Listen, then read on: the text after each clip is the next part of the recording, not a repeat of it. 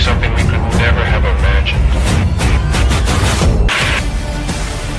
The deep state is destroying our nation, but the tables must turn and we will quickly destroy the deep state. We know where the bodies are buried. There are a lot of people out there that have done some very, very evil things, very bad things, I would say treasonous things against our country. People that have done such harm to our country. I've been looking at them for a long time. He could order the investigation and prosecution of individuals who he sees as enemies.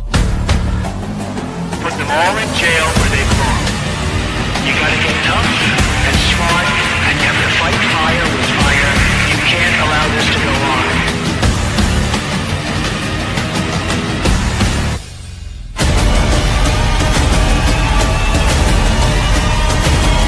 And I will be the one to clean it up. I am your retribution.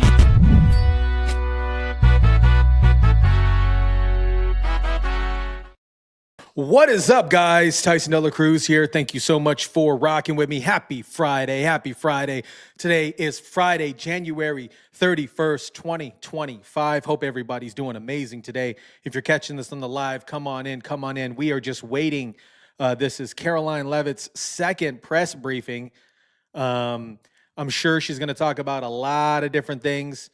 And let me just make sure that I have this all set up. They are at the podium right now. And as soon as they jump on, let me share this here.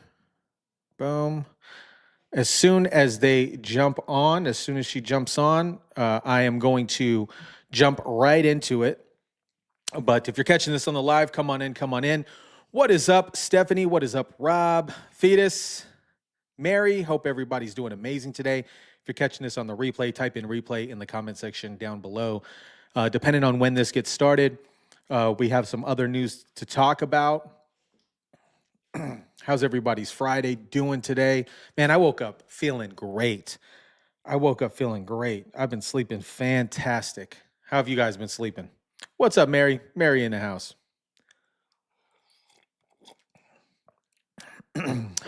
We hopefully during this presser or during this press briefing, they're going to talk about a couple different things. That horrific incident that occurred on Wednesday night with the Black Hawk colliding with the American Airlines flight. There was 64-ish people on board on that particular flight. Very sad, very, very sad.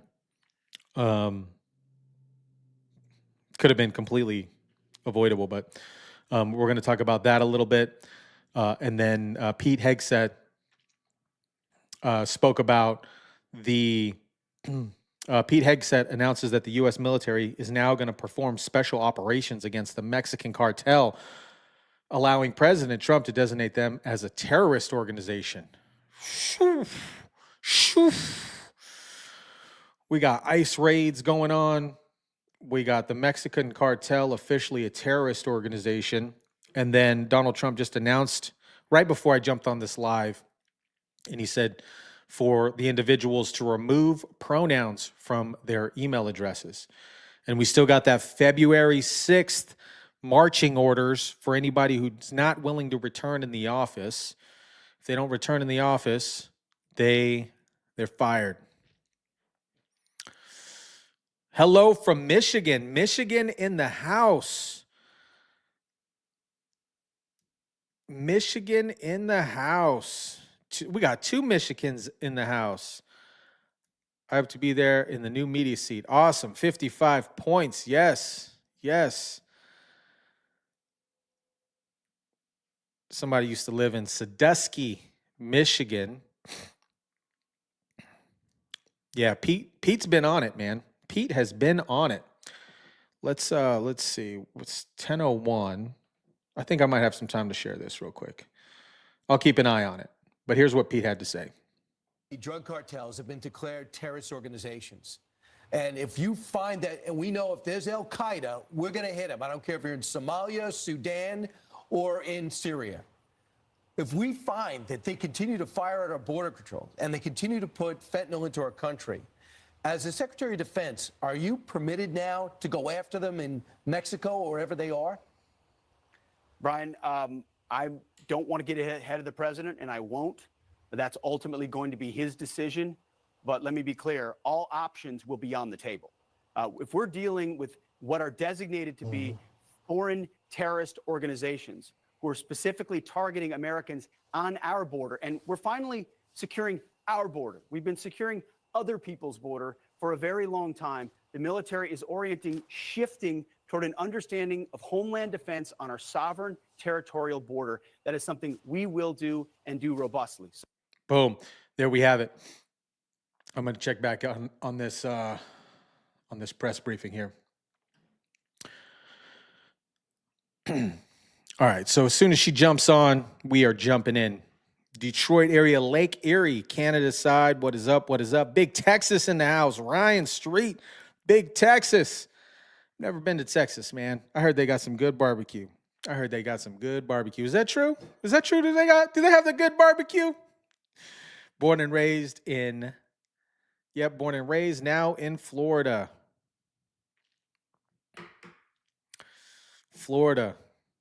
New Hampshire looks like they're checking everything. I got my coffee. I'm ready to go. I wasn't, to be honest, I wasn't gonna, I didn't know that this was going on. And then I saw this. Hopefully they're gonna address a couple different things. A, they're gonna address that situation with the plane and the Black Hawk. They're gonna address the new executive orders that were signed. Trump's signing some more orders, I believe, after this. Ryan says, yeah, they do. They got that good barbecue. Oh, man. We only have, I'm out here in Las Vegas, Nevada. There's only a few barbecue spots out here. North Idaho. Idaho is beautiful. Idaho is absolutely beautiful here. I'm going to switch this over. What else do we got? Before they jump on, the White House team is absolutely savage. I don't know if you guys saw this, but they took the official Kamala Harris website down, and on the page itself, it says, the error 404, and it says this page has been unburdened by what has been. Look at this. Oh boy. Salt Lake City, Utah here. Happy Friday, everybody. Cindy in the house. Shout out to all the moderators, too, that are in the chat. Shout out to the moderators in the chat. Salt Lake City is beautiful as well. Texas has great barbecue. Susan says, Texas has great barbecue.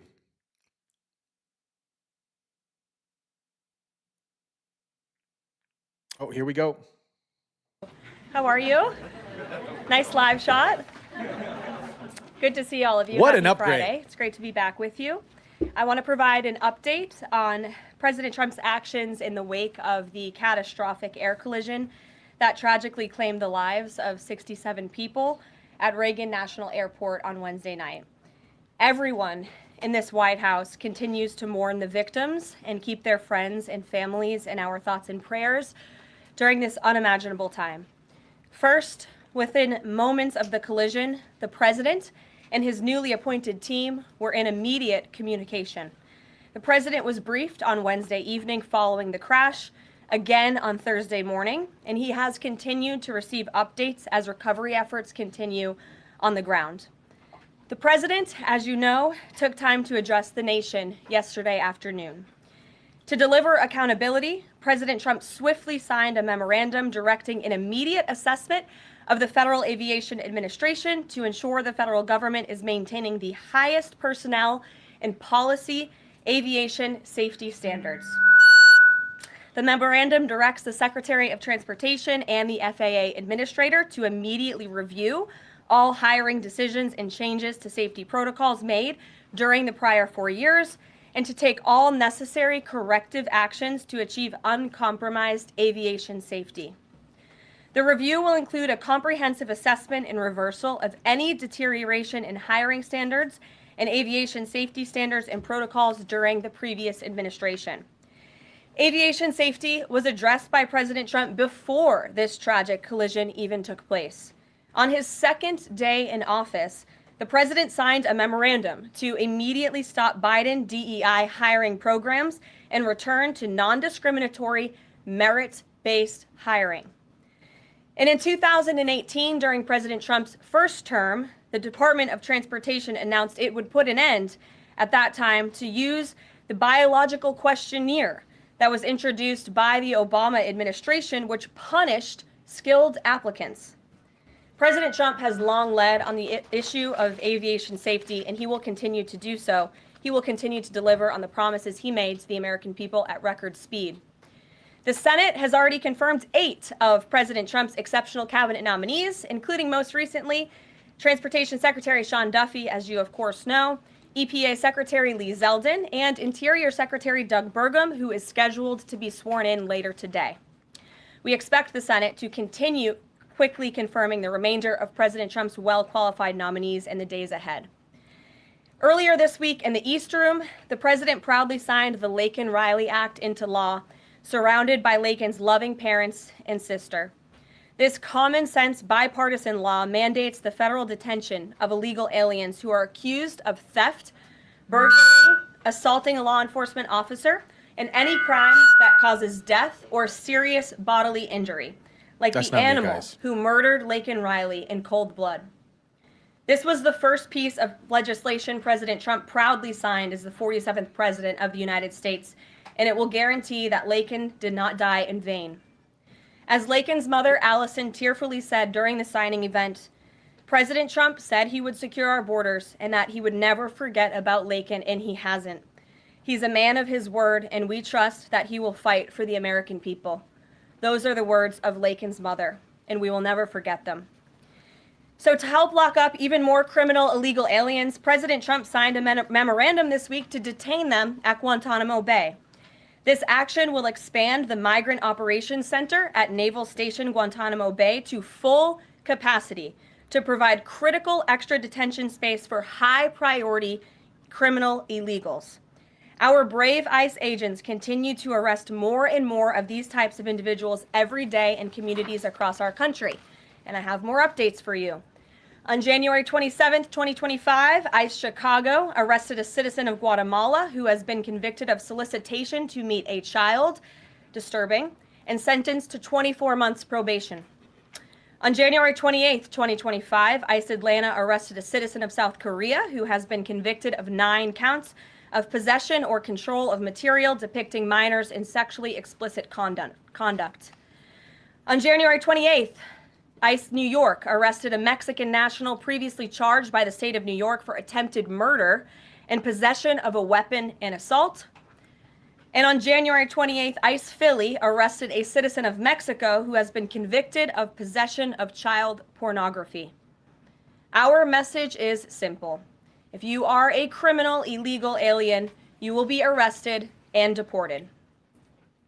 On another important matter, the nation's report card was released this week, and the news is not good. It showed that U.S. students had record low reading comprehension scores last year. It's National School Choice Week, and in part of the president's commitment to education, he just left a roundtable in the Roosevelt Room focused on this issue with leaders from across the country. The national report card showed that 70% of 8th graders were below proficient in reading, and 40% of 4th graders did not even meet the basic reading levels. This is completely unacceptable to the president, and he continues to take aggressive actions to address this education problem in our country. He signed an executive order this week prohibiting federal funding of the indoctrination of our children, including radical gender ideology and critical race theory in the classroom. The president believes American education should focus on cultivating patriotic citizens who are ready for the workforce. And this action will help get schools back on track and defend fundamental parental rights in education.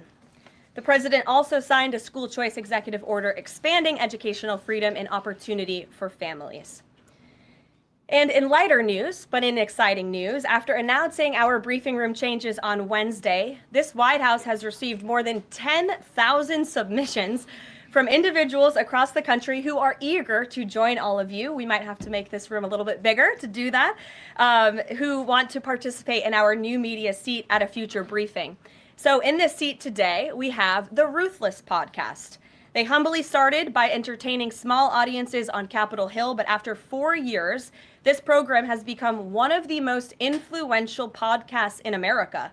They previously reached #1 on the charts and earned over 25 million downloads as they deliver political news with a humorous touch. The hosts are Josh Holmes, Michael Duncan, Comfortably Smug, and the man joining us today, John Ashbrook. So with that, I will take your questions. John, please kick us off. Thank you very much. You know, Karoline, in your first briefing, the media went after this administration for deporting illegal immigrants they claimed were not criminals. The question is, do you think they're out of touch with Americans demanding action on our border crisis? The media out of touch? I think the media certainly is out of touch, and I think that's proven by a number of things, John. Number one, there was a New York Times poll that was released prior to President Trump's inauguration by the New York Times, which of course is a legacy media outlet, that showed that 83% of Americans support deporting the individuals that you mentioned, illegal immigrant criminals, especially those who have committed heinous crimes in the interior of our country. And I received a very actually interesting statistic on this front from ICE this week. 97% of the deportations that this administration has made thus far are of individuals who had a removal order from the previous administration, but were never removed from the interior of our country. So this shows that the previous administration was actually defying our laws, and all this administration is doing is simply following the laws, the immigration laws of this great country. Thanks for the question, John. Anything else? No, that's it. Okay, great. Peter. Thanks, Caroline. If President Trump is telling us that air traffic control towers are staffed with unqualified controllers, these DEI hires who never should have been brought on, then it's not safe to fly commercially, is it? The president was asked and answered this yesterday, and he believes that it is still indeed safe, and Americans should feel safe traveling our skies. With that said, two things can be true at the same time, and we certainly have seen the deterioration of federal hiring standards at the Federal Aviation Administration, and the president wants to increase those standards. He wants pilots in this country who have the great responsibility of flying American citizens by the tens of millions every single day to be chosen for that position based on their merit and their skills. And so the administration will continue to prioritize this. Was the air traffic controller in the DCA tower on Wednesday night hired or not fired at some point because of his or her race? That investigation is ongoing. And so when we have updates on the exact individuals who were involved in the collision, including the air traffic controller, also the pilots of the helicopter and others, we will confirm those. I don't want to confirm names from this podium today. We're not in a position to do that. But I will say the president has still rightfully pointed out that there has been problems with the aviation industry over the past several years. And this started under Barack Obama in 2014. And when the president says on Truth Social, the Black Hawk helicopter was flying too high by a lot, it was far above the 200-foot limit, that's not really too complicated to understand, is it? Is he suggesting a helicopter malfunction or a crew error or a crew doing this intentionally? No, the president is simply stating what he said in that True Social post, which is that the helicopter was flying higher than it should have been, which is one of the reasons that led to this collision. And the other reasons for that are still being investigated, and I will let that investigation play out. Kelly. Some of our colleagues have obtained a memo from the Defense Intelligence Agency that talks about not holding any activities or programming related to Black History Month to be in line with the president's views on diversity, equity, and inclusion. Does the president plan to have a proclamation about Black History Month? In his first term, each of the 4 years of his term, he did so and called on those in government to have programming activities and celebrations. Is he going to do that this year? Yeah, the president looks forward to signing a proclamation celebrating Black History Month. I actually spoke with our great staff secretary. It's in the works of being approved, and it's going to be ready for the president's signature to signify the beginning of that tomorrow. If an agency is calling off those kinds of activities in an attempt to be in alignment with the president's views on DEI and other things, should they adjust that now and have those programs and make those celebrations however they see fit in the office? The president is leading here at the White House, and I'll leave it to the proclamation that he will sign very soon. Mary, great to see you. Thanks for having us. So I wanted to follow up on the gender executive orders you mentioned. First of all, we know that President Trump has taken a bunch of steps to protect children from irreversible transgender procedures. Is he interested in backing congressional legislation on this point? And does the Trump administration have interest in investigating doctors who perform these irreversible procedures on kids, such as a double mastectomy on a minor girl? Well, the president has already taken a very strong stance on this issue this week with the signing of his executive order, a few executive orders in this space. First, he made it the official policy of the federal government that there are only two sexes, male and female, and we have directed all federal agencies to comply with that policy. As for congressional legislation to support the president's agenda in this space, and certainly ending the mutilation of young children, the chemical castration of young children, which is a barbaric practice that the vast majority of Americans do not support for young minor children. Certainly the president would support Congress's efforts, as he has already made that very clear this week. Jennifer. On Rick Grinnell's trip to Venezuela to meet with Nicolas Maduro, is there anything you can share on timing on that, what his agenda is, what the mission of that trip is? Yes, so I can confirm that Rick Grinnell is in Venezuela today. I can confirm that Rick Grinnell is going to Venezuela, or is in Venezuela, with two immediate directives from the President of the United States. Number one, Rick Grinnell has been instructed to identify a place and ensure that repatriation flights of Tren de Aragua members, Venezuelan nationals who have broken our nation's laws, will land in Venezuela. As I said at this podium a few days ago, we expect every nation on this planet to cooperate with the repatriation of our citizens, and so Rick Grinnell is in Venezuela to ensure that can continue. And number two, Rick Grinnell is in Venezuela to ensure that all U.S. detainees in Venezuela are returned home. That's his mission, and I will provide a readout after this trip. On Bob Menendez, can you tell us if anyone has approached the White House or the president about a pardon or a commutation? I have not been part of those discussions. If they have, I am not sure if they have, but I won't speculate on potential pardons that may or may not happen. To my awareness, the answer is no. Justin. Hey, friends at Reuters are reporting that the president has made a decision on the Canada and Mexico tariffs, but that they won't actually be implemented until March 1st. I was wondering if you could confirm that and talk through some of the president's thinking. I saw that report, and it is false. I was just with the president in the Oval Office, and I can confirm that tomorrow, the February 1st deadline that President Trump put into place at a statement several weeks ago, continues. The president will be implementing tomorrow a 25% tariffs on Mexico, 25% tariffs on Canada, and a 10% tariff on China for the illegal fentanyl that they have sourced and allowed to distribute into our country, which has killed tens of millions of Americans. These are promises made and promises kept by the president. The president yesterday said that last night he was planning to discuss whether an exemption would be made on oil imports. Do you have any information on what decision he made there, or will there be exemptions at all offered under this? I don't have an update or readout for you on the exemptions, but those tariffs will be for public consumption in about 24 hours tomorrow, so you can read them then. Stephen Nelson. Thank you very much, Caroline. I have three questions, if that's all right. I'd like to ask you about press freedom and then about two economic matters. Sure. On press freedom, on Tuesday you announced plans to roll back the more restrictive press badge policy of the Biden White House. But there's a different anti-press freedom policy I wanted to ask about. The Biden White House adopted a mysterious pre-screening process for journalists allowed into large event spaces that in the pre-pandemic days of the first Trump term were open to all journalists on campus. This effectively limited the diversity of reporters present and blocked the asking of questions that large segments of the American public wanted answered. As press secretary, can you commit to abolishing this mysterious pre-screening process?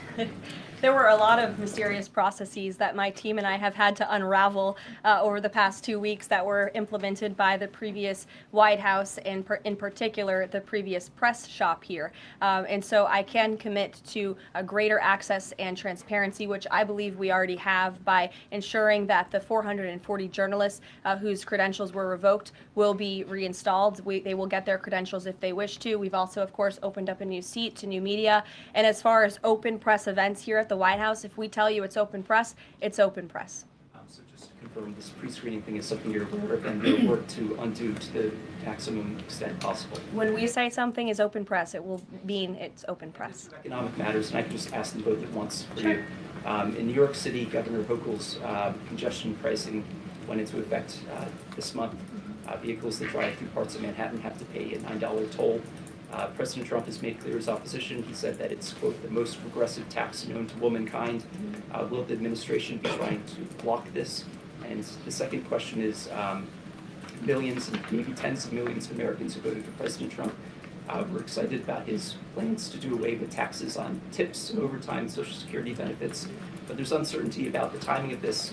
So can you clarify for them when this is going to happen? And does President Trump want this to be in the first, all three of those in the first batch of legislation early this year? Well, to answer your question in one swoop, I will say that President Trump is committed to lowering taxes for Americans, cutting taxes for Americans. As for congestion pricing in New York, I do know that the president spoke with Governor Hochul about that. I don't have any, actions, so to speak, to read out for you on that issue today. Number two, when it comes to no taxes on tips and Social Security, the president has made it very clear to our allies on Capitol Hill that is a critical piece of this reconciliation package, and he expects that his tax cuts from 2017, which put a lot more money back into the American people's pockets, those must be implemented, and no tax on tips. The president is intent on delivering on that promise, and he will get it done. Overtime also as part of reconciliation? Yes. Sure. Thanks, Caroline. Can you guarantee that those tariffs won't increase prices for Americans, including at the gas pump and the grocery store? I think Americans who are concerned about increased prices should look at what President Trump did in his first term. He effectively implemented tariffs, and the average inflation rate during the first Trump administration was 1.9%. In fact, when President Trump left office, it was 1.4%. So President Trump is going to do everything he possibly can to cut the inflation crisis that the previous administration imposed on the American people, and he will continue to effectively utilize tariffs. If those tariffs do increase prices for Americans, will the administration reverse them? That's a hypothetical question, and the president is intent on ensuring that he effectively implements tariffs while cutting inflation and costs for the American people. And, the media has this way of just looking at everything in a microscope rather than looking at the whole of government economic approach that this president is taking. He will effectively implement tariffs. He's also, as I just answered from Stephen's question, committed to tax cuts. He's also clearly committed, as evidenced by his executive orders, to unleashing the might of our energy industry, which we know will eventually drive down inflation. And all the other economic measures that this president has made will have a Trump incoming economic boom, just like we saw in our first term. And has the White House Sure. found any Fox Business, yes. Yeah, thanks. Keep that, Caroline. You're welcome. Justin Trudeau, the Canadian Prime Minister, said today that if the U.S. imposes tariffs, he will respond and he will not relent until the tariffs are removed. Are we seeing the start of a trade war with Canada? I don't think so. I think the president is going to implement those tariffs tomorrow, and he will respond to Mr. Trudeau's comments in due time, I am sure. What type of things have to happen? What does the administration need to see in order to avoid those tariffs? Well, the tariffs are incoming tomorrow on Canada. And the reason for that is because both Canada and Mexico have allowed an unprecedented invasion of illegal fentanyl that is killing American citizens and also illegal immigrants into our country. In fact, I have more language for you right here. Canada, Mexico, and China, which, as I mentioned, President Trump will implement a 10% tariff on China, have all enabled illegal drugs to pour into America. The amount of fentanyl that has been seized at the southern border in the last 2 years alone has the potential to kill tens of millions of Americans. And so the president is intent on doing this, and I think Justin Trudeau would be wise to talk to President Trump directly before pushing outlandish comments like that to the media. If I may, one more. Yes, Now Lindsay. go back to the plane crash for one. Let me go back to the plane crash for just 1 second. You're interrupting your colleague, but Oh, sure. Sorry, I thought you called on me. Just I one called quick on question. Lindsay. The president this morning said the Black Hawk helicopter was flying too high. I'm wondering if he's basing that on what he learned from investigators, and if you could offer a little bit more of a window into how he is keeping abreast of this investigation. Sure. Is the NTSB briefing him separately? Is he meeting in the Situation Room? You just sort of offer a window into that. Yeah, the president based that statement on truth because it is truth and it's fact, and it was relayed to him by the authorities who are overseeing the investigation into this horrific plane collision. And the president, as I said in my opening remarks, continues to be briefed on the collision by everybody across his cabinet, the Secretary of Transportation, the Secretary of Defense, the NTSB, who the commissioner there was in the Oval Office with him yesterday. Lindsay. Lindsay, go ahead. Lindsay, go ahead. In recent days, the CIA actually revealed that they do also believe that COVID-19 was from a lab leak in Wuhan, China. How is the president planning on responding to this additional intel from the CIA, and will it impact how he responds to them with tariffs? Yeah, kudos to John Ratcliffe for revealing that truth and that fact to the American people. Many years too late, the Biden administration had a chance to let the American people know the truth about that, and for some reason, they chose not to. I also would just like to point out that several years ago, when I was working in this press shop and President Trump would take to this podium to brief the American people on COVID-19, he suggested that COVID very well may have came from a lab in Wuhan, China. And many members in this very room mocked him for that, said he was spewing conspiracy theories. He was not. We now know that to be the confirmable truth. It took many years for it to come out, but the president was right in this instance again. Sure. Karoline, thank you. I wanted to ask about Secretary Rubio's trip to Panama first. Sure. What have the conversations looked like with President Trump on that? The president of Panama says it is, quote, impossible to negotiate over the canal. So what are you expecting from this visit? So I have not been present for Secretary Rubio's conversations with President Trump about the Panama Canal. I have been present for President Trump's own thoughts on the Panama Canal, and you've all seen them as well in his public statements that he has shown. He believes it's unacceptable that the canal is essentially run by the Chinese Communist Party. If you look at both ends of the canal, massive Chinese Communist Party linked companies run the canal. That's unfair to the American people, many of whom lost their lives many years ago building this canal. The American taxpayers are paying millions of dollars for the canal, and the president believes it's in our national interest as a nation for Secretary Rubio to go there and begin these discussions, and that's exactly why he's doing that. Sure. Thank you very much, Caroline. Is the United States in the process of pulling out of Syria militarily? Because the president wanted to do that in his first term as well, and he had a lot of pushback from the Pentagon and Congress. And based on what he said yesterday, is he considering doing that in a short time? The president was asked and answered this question yesterday, and he, as the commander-in-chief of the United States military, reserves the right to review troop deployments overseas at any point in time. Is that a topic right now? Yes. Thank you. Two questions. So we now know that the staffing was not normal at the air traffic tower, and so with the government freezing the hiring of new federal workers and offering buyouts, are you not afraid that more incidents of different kind could happen with less staffing in different agencies? Well, the president is intent on ensuring that we are increasing staffing at these agencies, and that's why he signed a very strong executive order on his second day in office, immediately terminating DEI hiring practices at the FAA. He also, following the tragic crash, as you all know, in the Oval Office yesterday, signed a memorandum directing an immediate assessment of the FAA to ensure the federal government is maintaining the highest personnel and aviation safety standards. And I would also just say there's a cultural piece to this as well.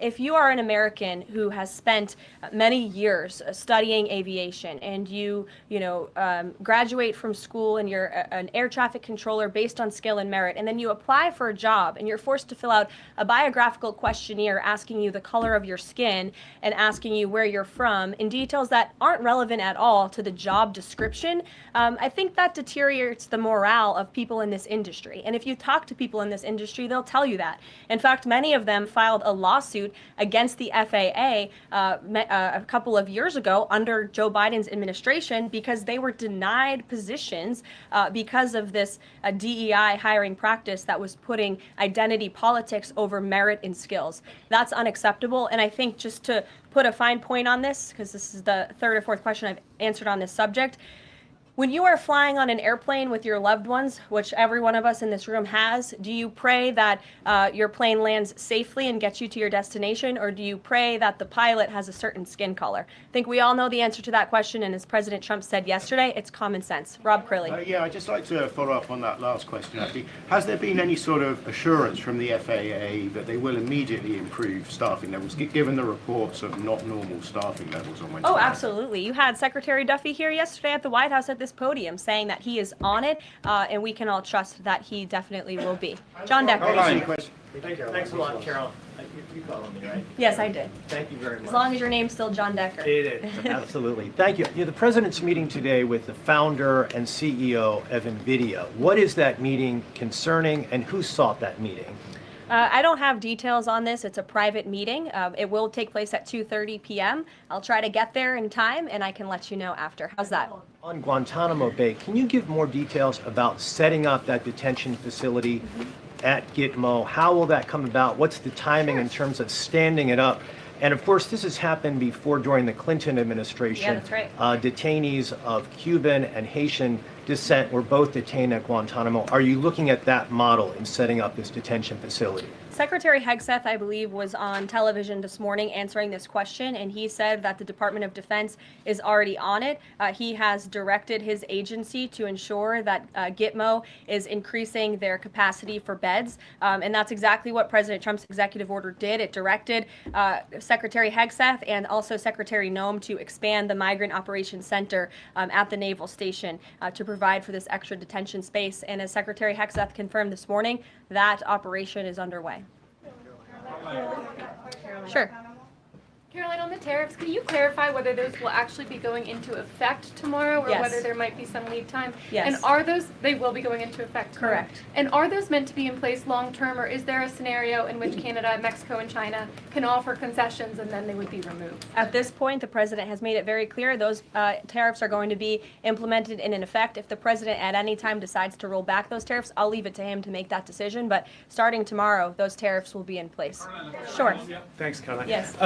Can you confirm a report by our friends at the Daily Mail that the British Prime Minister Keir Starmer is going to be visiting the White House in February? And also, if I may, do you have any more details on Netanyahu's visit here next week? Sure. I have not seen that report about the Prime Minister. I can go check back with our friends at the National Security Council and get back to you on that. I can confirm that Prime Minister Netanyahu will be here on Tuesday, February 4th, for a working meeting and visit with the President. And I'm sure you will all be here, very excited to cover that visit. Sure. Daniel. Thank you, Caroline. You're welcome. Back on the Guantanamo Bay subject, specifically, obviously, why does the president feel like that's the best location or a good location to make sure that Americans are safe from violent, illegal migrant crime? Well, it's a really good question, and the memorandum that he signed, the order that he signed, builds on his previous executive actions, obviously, to secure our southern border and deport illegal criminals from the interior of our country. We know that we have an issue with detention space here in the interior, which is a big reason why Congress needs to pass this reconciliation package as quickly as possible to ensure that DHS and ICE have the funding they need to detain these individuals that the administration is very swiftly rounding up and deporting, arresting and deporting these illegal immigrant criminals. And so the president feels it's an appropriate place. Taxpayers are already funding it. The space is there. Why not use it? And the Secretary of Defense, as I said, is working on that as we speak. Sure. Yes. Thank you so much for having me here answering a question. So I want to talk more about the success that ICE is having finding these violent criminal aliens, some of them being sexual predators. But my friend Ben Bergquam reports that the Chicago mayor and the Illinois governor are preventing ICE agents from going into jails and prisons to enforce detainers against illegal aliens. In Maryland, the Attorney General has also put out a memo hindering local police cooperation with ICE. Does the administration have any comment on leftist state and local officials defying ICE and Trump's deportation efforts? Yeah, I think it's very interesting that Democrat officials in these cities who have been completely overrun and overwhelmed by illegal immigrant criminals would refuse support and help to cure this problem that has especially taken over their cities. I guess they don't want to admit they've been wrong with their sanctuary city policies. I'm not sure. You'll have to ask them about their intentions, but they would be very wise to comply with this administration, because this administration is hell-bent on enforcing our nation's immigration laws, and this administration will continue to arrest and detain and deport illegal migrant criminals. And what we won't do is defy our nation's immigration laws like the previous administration, who had these orders of removal on illegal immigrants across the country and were refusing to execute on them. We will continue to remove illegal criminals from our nation's interior. Are these sanctuary city leaders, are they violating the law? I would certainly think so. I'd have to check back on which specific law they're violating, but certainly if they're not enforcing our nation's immigration law, sounds like they are breaking the law. And I would also add that their constituents don't approve of that. You've seen residents in Chicago show up at their city council meetings infuriated with their leadership in that city because they are working very hard to provide for their families. They want public safety and law and order, and their officials have abandoned those very basic American principles in these cities. And the American people want law and order. It's, again, an overwhelmingly popular policy to deport illegal criminals from our nation's interior, and this administration will continue to affect that goal. Sure. A question on Colombia. We just interviewed Colombian President Gustavo Petro, and he insisted that he's not going to take any Colombian deportee from the U.S. if they arrive in South America handcuffed. How this administration responds to that? When did the Colombian president make those remarks? During an interview with us at Univision. Well, I will share those with the President of the United States, and I will get back to you on his response. What happens if Nicolas Maduro? Caroline, there are more than 150,000 disabled Americans who are working today.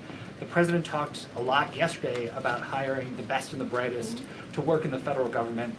Safety aside, does he believe that disabled people do have a place to work in the federal government? And does he also support the current protections for disabled people working in the private sector as well? The president has made it very clear that this is a common sense solution to solving some of the problems that we have seen at the Federal Aviation Administration, and also when it comes to many of the federal agencies across our government.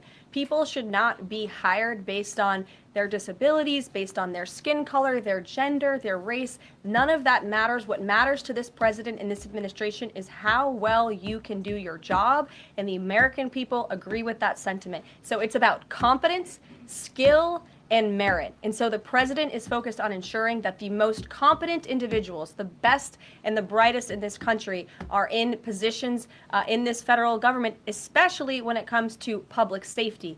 Can't overemphasize the importance of those jobs. Sure. On her question before, President Trump is holding China accountable on fentanyl by ramping up tariffs. So how is President Trump planning to hold China accountable on COVID origins? I haven't spoken to the president about the COVID origins specifically in regards to any actions he may or may not take when it comes to China. But as I have previewed quite a few times today, he will be implementing a 10% tariff on China tomorrow. Sure. Hi. Has the president made up his mind about a timeline for tariffs on the EU? No, he has not. Will it be a one-size-fit-all, or will it be differentiated among governments? I won't get ahead of the president on tariffs when it comes to the European Union. What I can tell you again is that the president will be implementing 25% on Canada, 25% on Mexico, 10% on China tomorrow for the reasons that I have repeatedly laid out in this briefing. Newsmax, go ahead. Yes. Thank you so much. No, the gentleman behind you. James Rosen. Yes, James. Thank you. Thank you, Caroline. Two quick questions on foreign policy, and then one very long and tedious and ponderous Rosen question thereafter. First, on Iran, we've heard very little about the president's forthcoming Iran policy besides his determination to prevent that nation from achieving a nuclear weapons capability.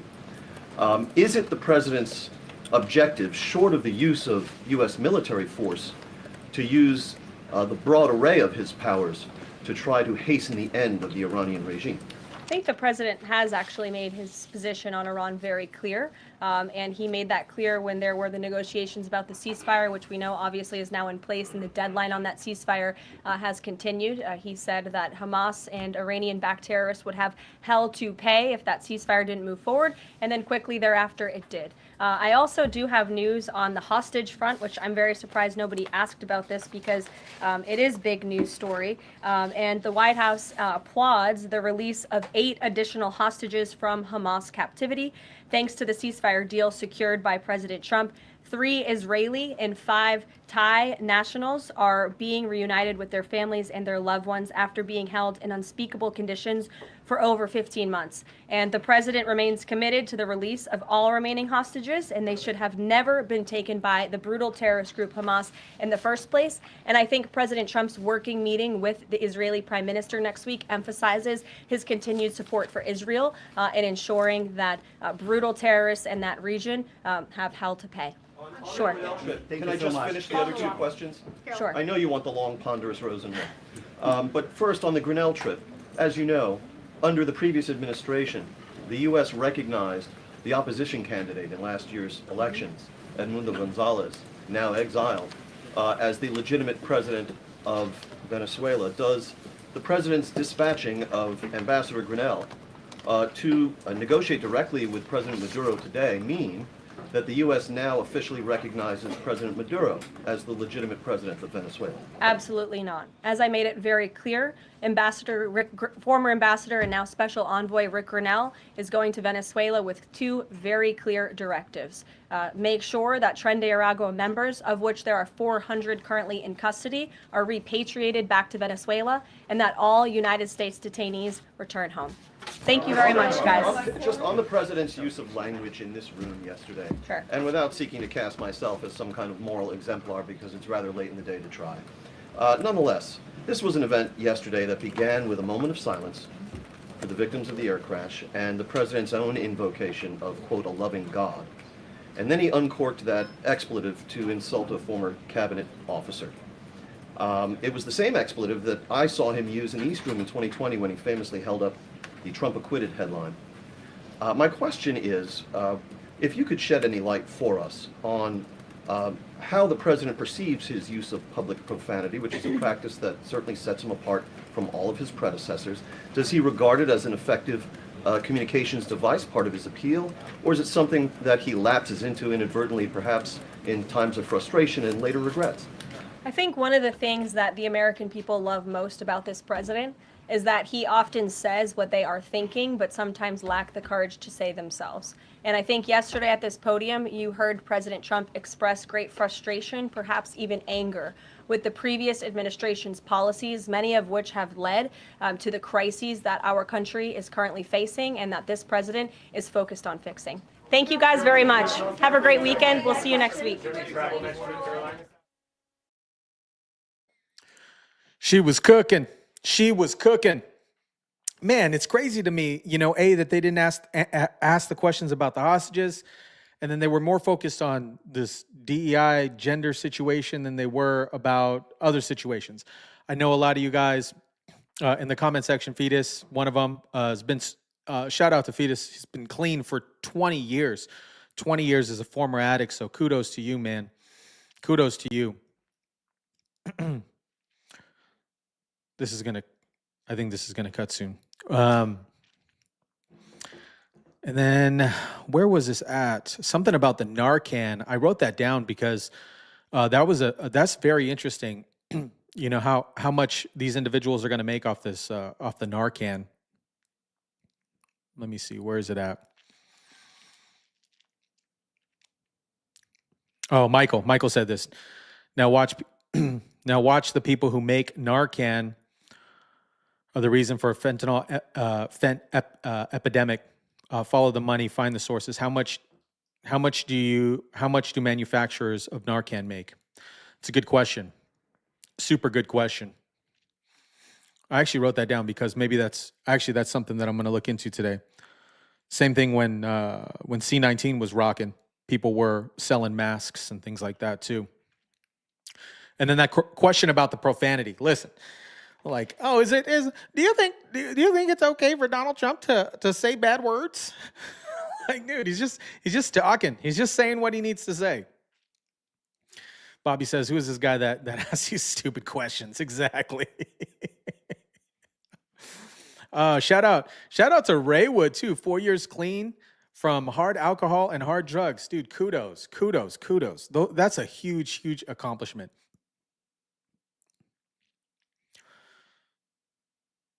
I'm excited that the White House press room is going to open up for more independent media. Kind of gives an opportunity for independent media, newscasters or podcasters, YouTubers, content creators to ask questions. Look at this guy looking like Doctor Who over here. Anyways.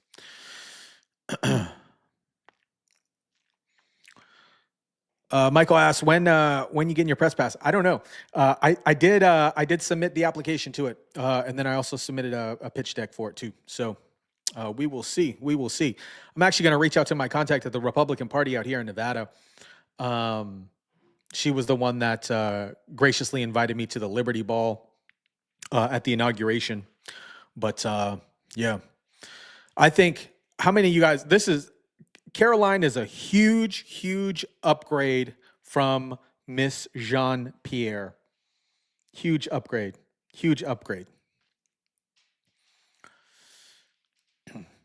That's a huge grift in Canada, the Narcan. Okay. Yep. Let me see what else we got. All right. We have, I think I shared this earlier, but those of you that are just jumping in, the White House removed Kamala Harris's website, and they said 404, this page is unburdened by what has been. Oh, boy. And then this is this is crazy that this is in the news right here. Meta staffers revolt over tampons being removed from the men's bathroom. First off, why are tampons in the men's bathroom in the first place? But it's crazy to me. Let me see. We don't have any more confirmation hearings. RFK's confirmation hearing was fantastic. I thought, definitely calling out Bernie Sanders on his on the hypocrisy about him not taking big pharma money. Everybody at the RFK confirmation hearing is upset because, you know, that they're no longer going to receive. Thank you, Rob. They're no longer going to receive funding from big pharma if RFK gets confirmed. Oh yeah, circle back, Jen. Yeah, she was. That's a great question. Let me circle back to you, and I'll get back to you. And then she never gets back to anybody. Fida says, "I'm so happy for Americans being unburdened for those twats you had running." Yeah, big time. Kash Patel's confirmation hearing went well too. Tulsi's, they were grilling Tulsi. It's crazy. I came across this video here.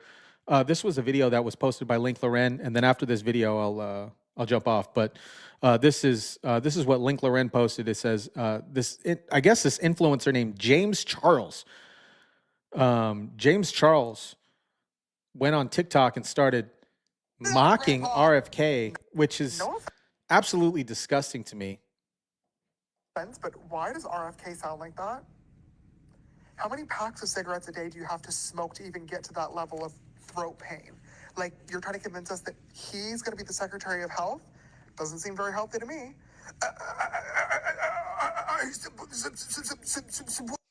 It's disgusting to me that this individual didn't do enough research to discover that, you know, RFK has some spasmodic dysphonic or something like that with his throat. It's an actual disease. He doesn't smoke cigarettes. This guy doesn't smoke.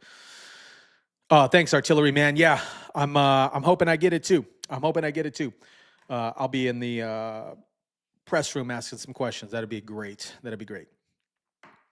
Back in the day, we used to have men in white coats that would take these people away. Yeah, big time. Big time. Big time. It's disgusting to me. And then also RFK's family, Caroline Kennedy came out, his nephew came out, and then they're all against RFK. It's interesting because all this transpired after he decided to switch his political party. It's stupid. So dumb. Anyways, all right, I am going to jump off here. Shout out to all the moderators in the chat. I'll be back here in a little bit, probably within a few hours here. But I want to give a huge shout out to the moderators in the chat. Shout out to the moderators in the chat. And then shout out to everybody that is catching this on the live. If you're catching this on the replay, type in replay in the comment section down below. And then also let me know what you think about Miss Leavitt, man. Dude. Wait, before I jump off, The View, the spew is so upset at Miss Leavitt, right? They're saying, oh, Donald Trump only hired her because she's a 10. No, she's smart also. She's smart, unlike the people on The View. Anyways, drop your comments down below, smash the like button, and I will catch you guys on the next one. We'll chat soon. Thanks, guys.